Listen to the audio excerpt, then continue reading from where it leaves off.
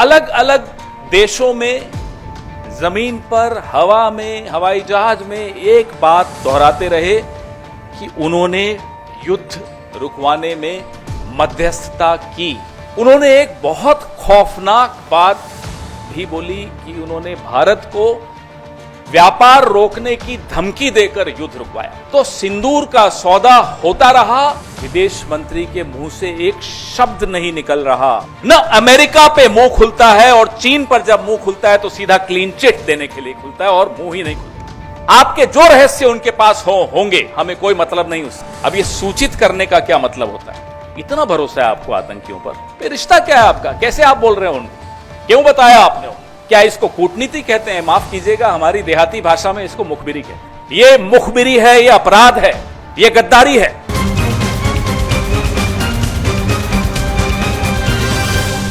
राहुल जी ने इस पे कुछ सवाल भी पूछे हैं, परसों पूछे, आज फिर कुछ सवाल पूछे।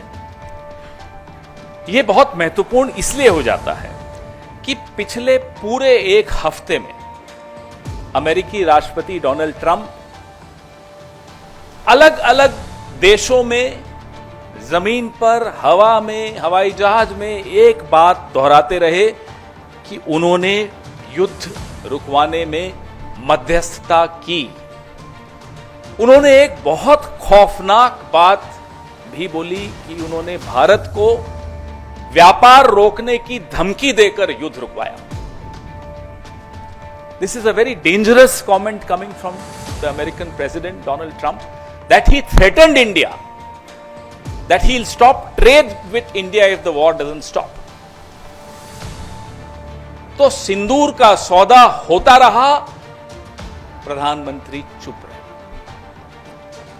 विदेश मंत्री के मुंह से एक शब्द नहीं निकल रहा, एक शब्द नहीं निकल रहा, दोनों के मुंह से नहीं निकल रहा।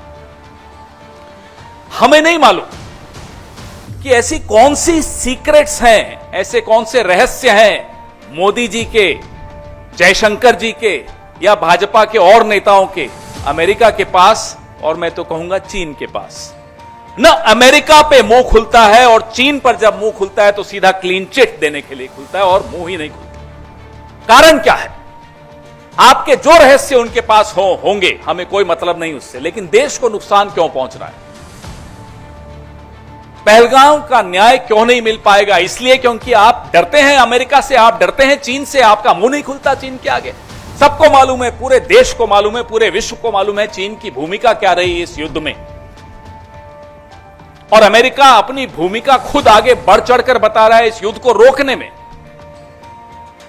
और जयशंकर जी का मुंह नहीं खुलता। ये क्या हो रहा है? इसलिए ये सवाल पूछने बहुत बहुत आवश्यक हैं। यह महत्वपूर्ण है कि डोनाल्ड ट्रंप क्या बोल रहे हैं, लेकिन बात सिर्फ डोनाल्ड ट्रंप की नहीं है। बात यह है जो अभी आपने वीडियो में देखा कि कैसे जयशंकर जी खुद प्रेस एजेंसीज को सामने बैठाकर और खुद बता रहे हैं कि हमने पाकिस्तान के आतंकी ठिकानों पर हमला करने से पहले पाकिस्तान को सूचित कर दिया था। अब ये सूचित करने का क्या मतलब होता है? इतना भरोसा है आपको आतंकियों पर कि आप सूचित कर देंगे और वो वहीं रहेंगे, या वो चुपचाप बैठेंगे? ये भरोसा है आपको उन आतंकियों पे? रिश्ता क्या है आपका? कैसे आप बोल रहे हो उनको? क्यों बताया आपने उनको? और